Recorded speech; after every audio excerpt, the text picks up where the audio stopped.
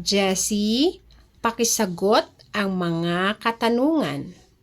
Unang bilang. Sino-sino ang mga tauhan sa kwento?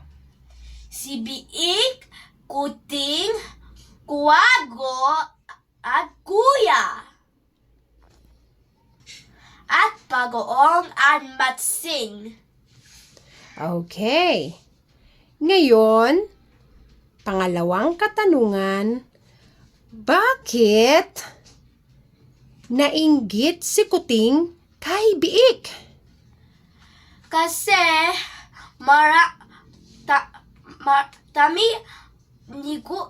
Biik, maraming dahon. Oh, ang tanim ni Biik ay maraming dahon. Kaya nainggit si Kuting? Oo po. Okay, very good. Bakit naman nainggit si Kuting kay Goya?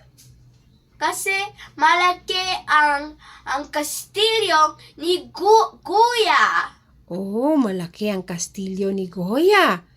Ano ang ginawa ni Kuting sa kastilyo ni Goya?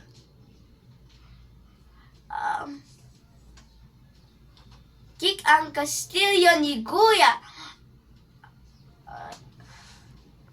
Ang turn ng kastilyo ni Kuya. Ah, okay. Sinipa ni Kuting ang kastilyo ni Kuya. Goya.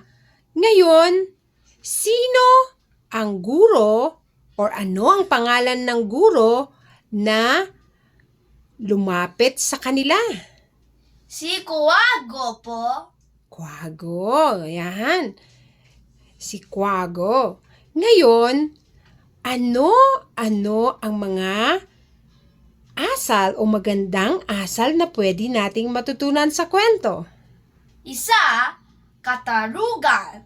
Dalawa, hindi maganda ng inggit. Tatlo, pasensya. Ano po yung pasensya?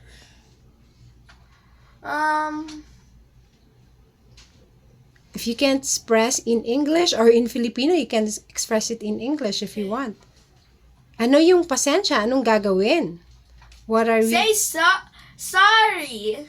Yes, or ask for an apology, right? Apology and forgiveness. Okay.